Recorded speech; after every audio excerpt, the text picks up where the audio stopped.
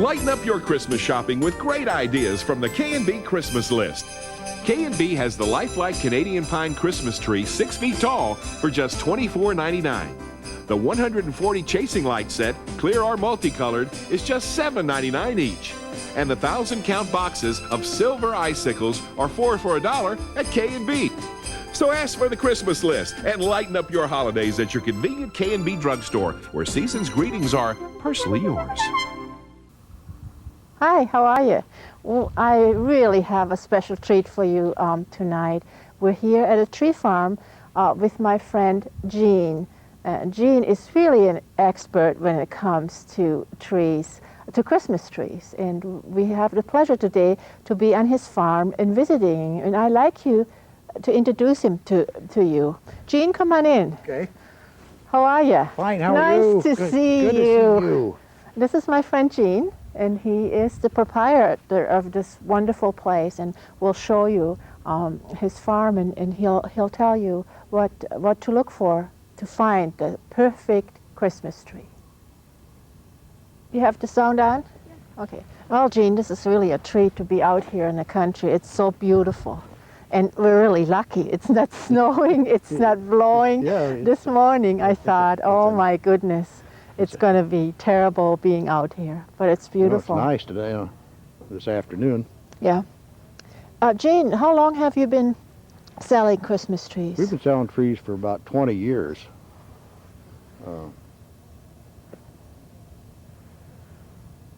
Just about 20 years, Just 20 I think, years. yeah. And always from this property then? Always from this property. We've never shipped anywhere, or we've always sold them from right here. Uh-huh. So you actually grow them then? Do you grow them from seed or seedlings? Grow them from seedlings. Okay. I'll show you. Yeah. Let's go and let's just see the stages of trees. And it might be interesting for our viewers to see how you start out. And tell us a little bit about the care. And I know you and Rachel, and I'm sorry you can't meet Rachel today. My friend Rachel, she's out. She's on a little holiday, I understand, and left you behind. Left me behind, went to Branson and left me home. Oh, well, anyway, Rachel, I'll promise you, I'll give you a tape, and then you can watch what we're doing. So, and I think your husband, you will be proud of your husband. He's going to do a good job. So let's go and show me some seedlings and talk or tell me a little bit what you have to do to grow a tree. So this, I understand, is probably a little seedling. Well, yeah, this one's probably 2 years old. When I buy them, they're about that size, about 5-6 inches tall. The ones that I plant, and this one's probably 2 years old. This one's about 4 years old at that size.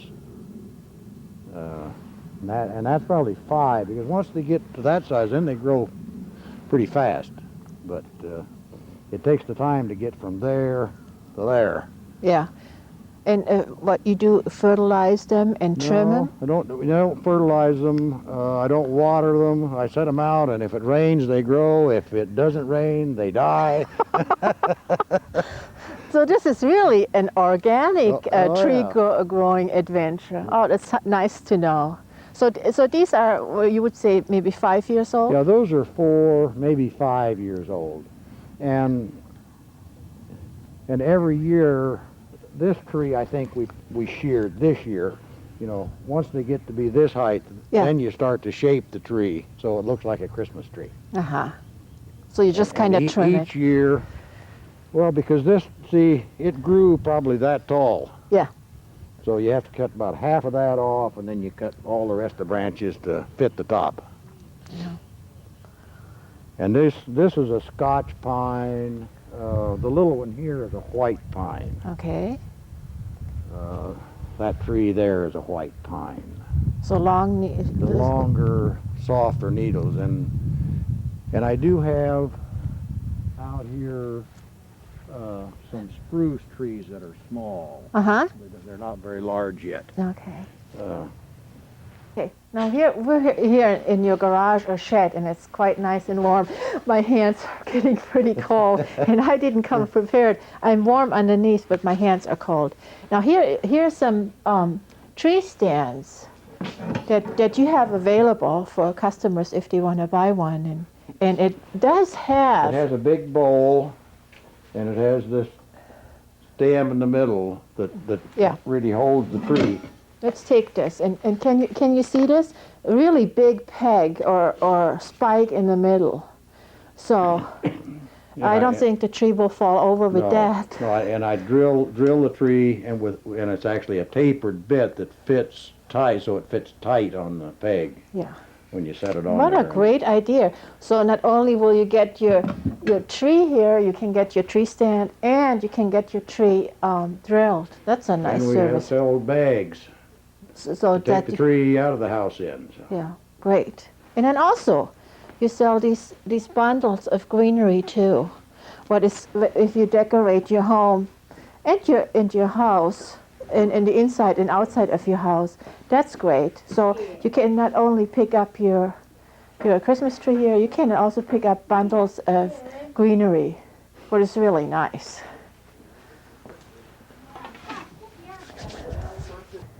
Well, we're really lucky. The Matthias family just drove up to look for a tree, and they were gracious enough to allow us to film them a little bit while they were looking for the perfect Christmas tree. And hopefully we can watch them cut down the tree. As you can see, the two little boys are really excited. This is a great place to find a good tree and to take the family out and look. It's almost like a treasure hunt. You can go all over the property and look for your perfect Christmas tree.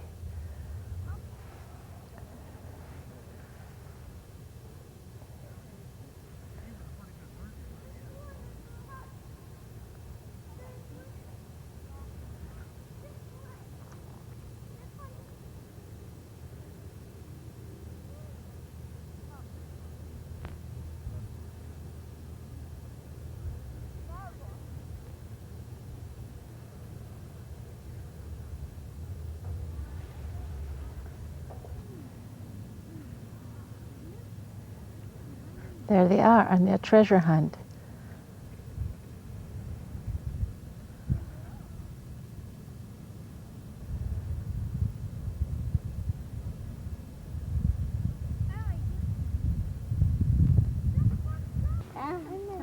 Well, I think the family found the perfect Christmas tree, and I think Mr. Matthias is going to show us how to cut it down. So, boys, do you like this tree? You think that'd be perfect? Good. Okay. Yeah, pretty good. Okay. So we feel really lucky that we could come upon a family that is cutting down the tree. So all we're going to do is watch for a little while, and I don't think it will take very long.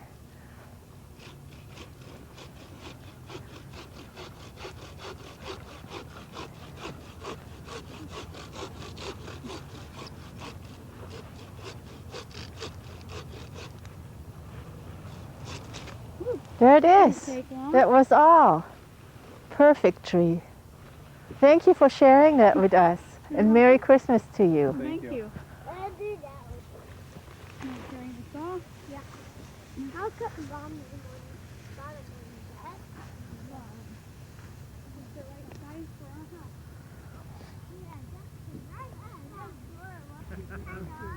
Well, there they go with their perfect Christmas tree, greeted by my friend Jean.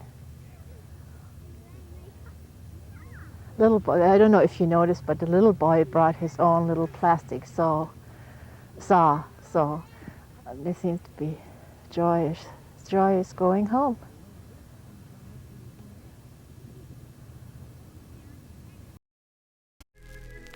You're watching Sleepcore. Pleasant dreams.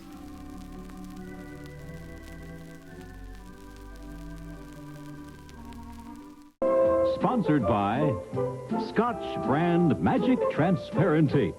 It's frosty on the roll, but virtually invisible on your holiday gift wrap.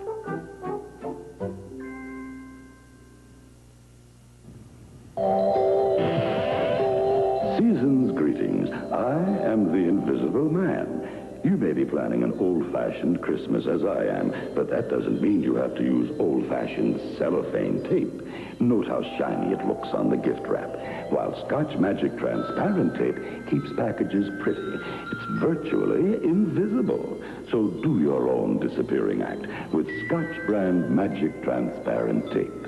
It's magic.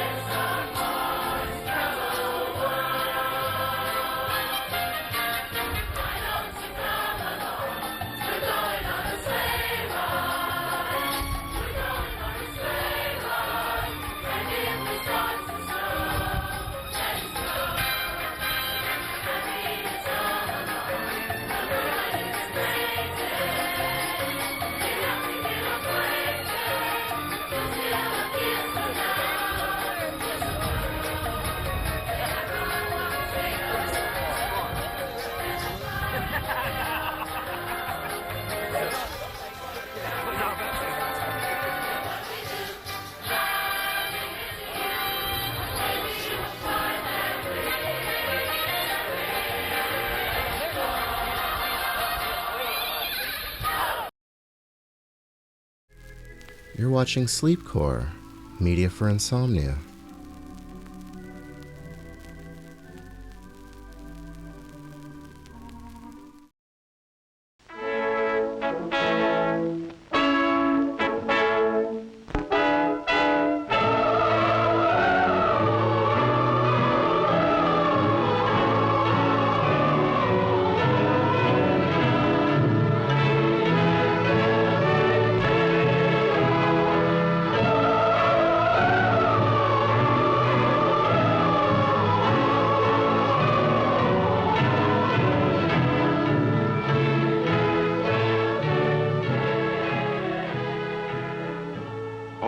Across the mountains, the trees stand tall and proud,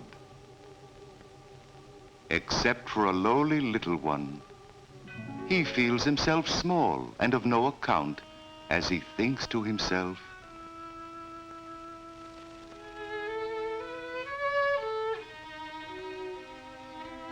the grand big trees, they tower above me.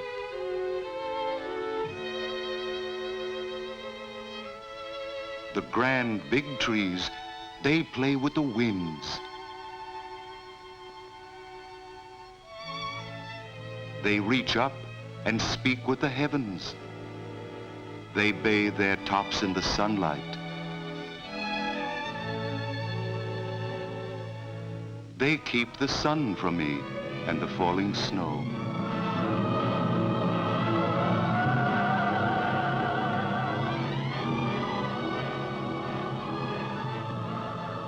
I am small and of no account. I stand lost in the shadows, while the mountain stands forth in glory, while the forester's cottage guards the glade and shelters the forester's children.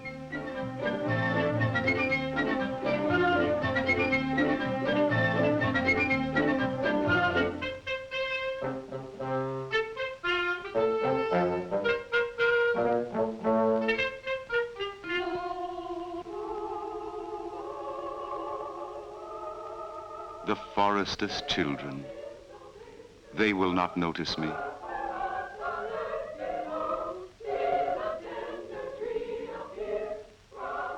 I have no snow on my branches.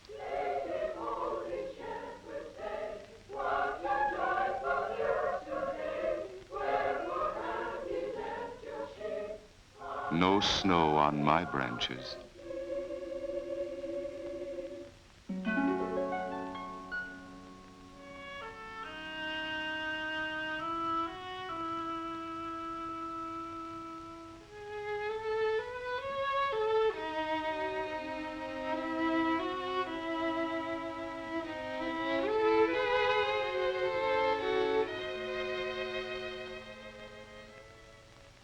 The forester, he will not notice me. For I am small and of no account. These trees are small.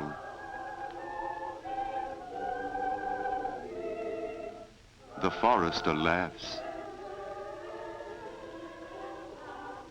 And now he is coming to laugh at me.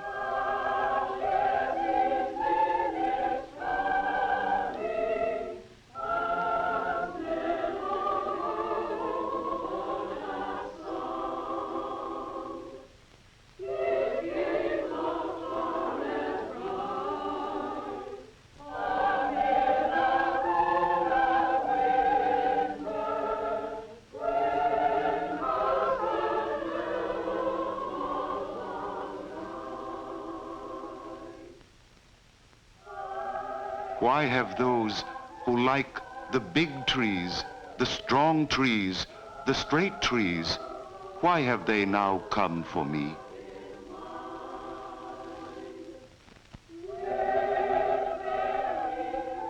They can't want me for the mast of a ship. They can't want me for the beam of a roof.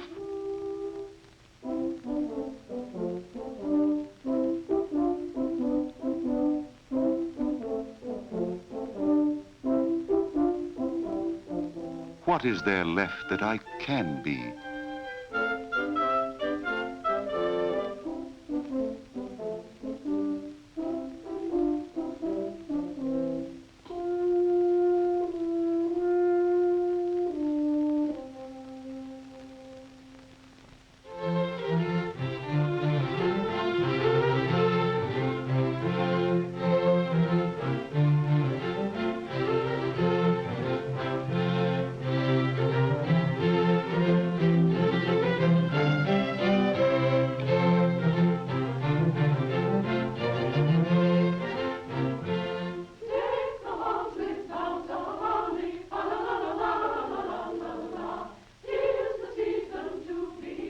A place of my own, by the glow of the heart.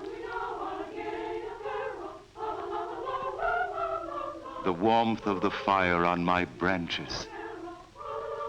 The tall trees will look in on me.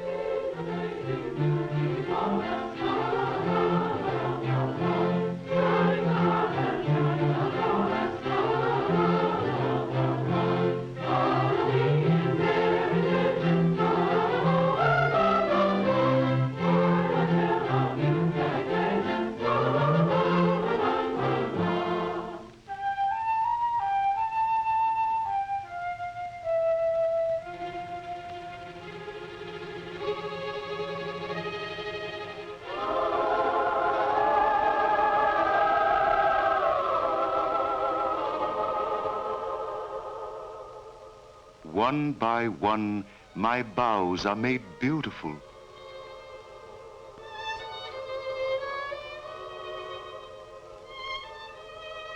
As beautiful as any in the forest.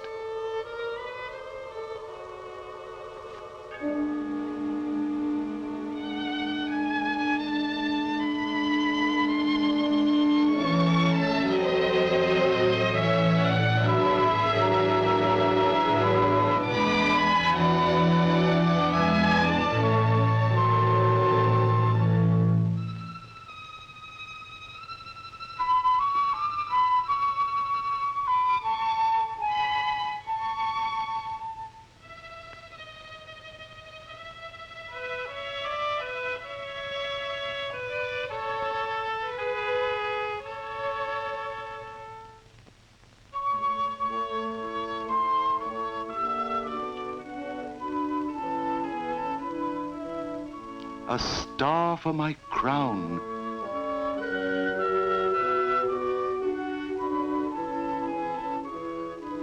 And a manger at my feet.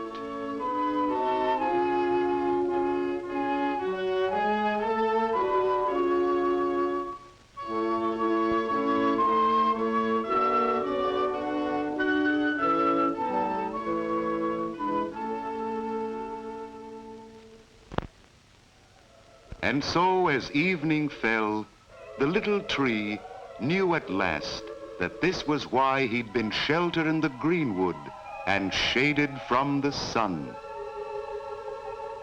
As he shimmered in the firelight, he proudly awaited the family's return. A manger at his feet. His branches made beautiful. A star for his crown.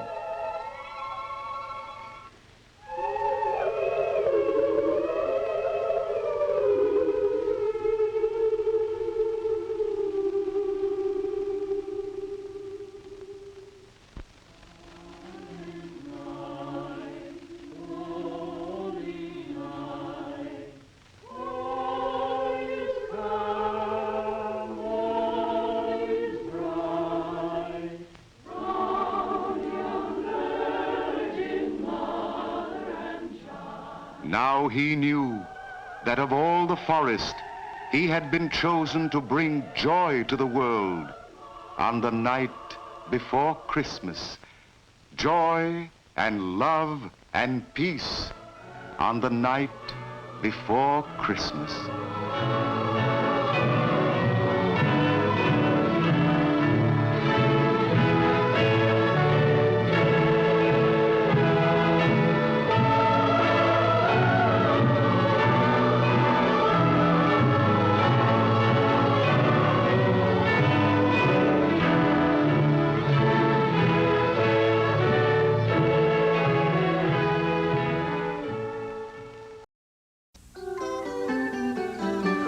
Christmas at Fairview, the park, the people and you. Catch the spark, Christmas. Catch the feeling, feeling Fairview. Catch the feeling of Christmas. It's a brand new world.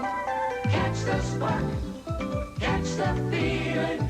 Christmas at Fairview, the park, the people and you. You're watching Sleepcore. Sleep tight.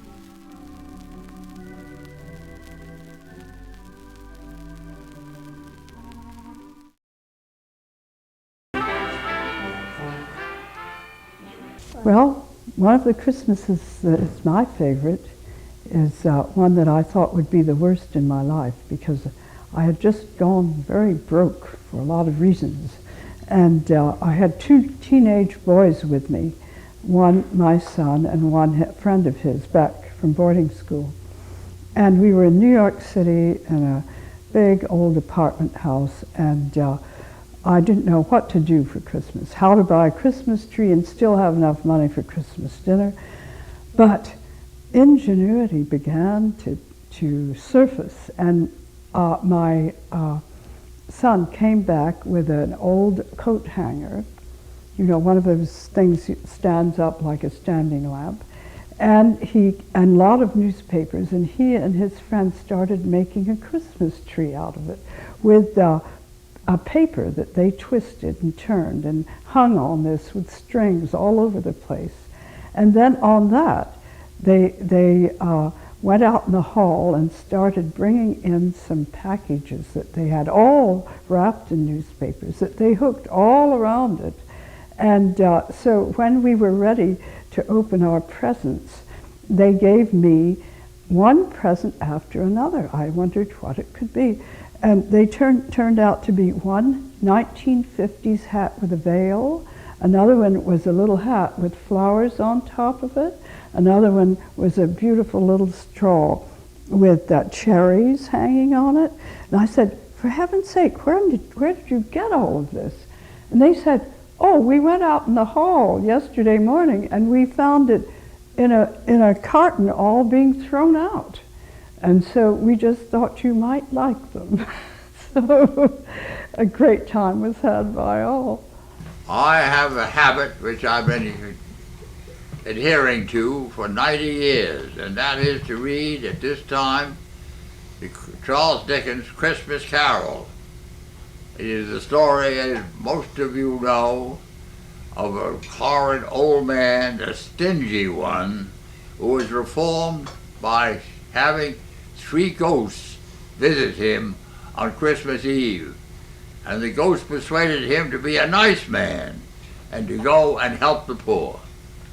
Well, my absolutely only complaint with Christmas is, or at least the only change I would make in Christmas is to outlaw all hymns, all carols that are less than 200 years old.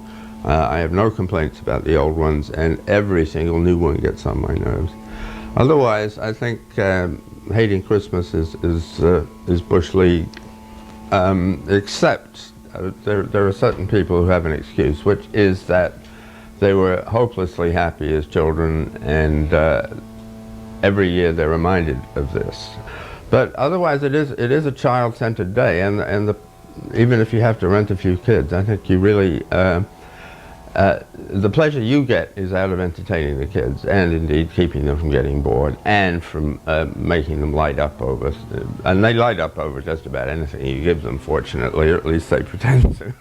I wouldn't give them socks, for instance, but otherwise just about anything goes, and otherwise overeat, overdrink, over everything, and the Lord will forgive you. I call it the silly season. It's the worst time of year. It's consumerism run rampant. It's capitalism at its most venal and unattractive. Several years ago, I went so far as to go all the way to France to avoid Christmas. Because in France, about all they do is drink champagne and eat a little bûche de Noël. This year I'm having Christmas with Darling, my Maine Coon. He doesn't like the day any more better than I do. But what I did do is I noticed all the beautiful white lights on the trees outside, and I think that's just simply marvelous. You like the white lights? I think they're beautiful. Yeah. Do you like them? You do. Do you like this? Yes, I guess you did too. And Merry Christmas and Happy New Year.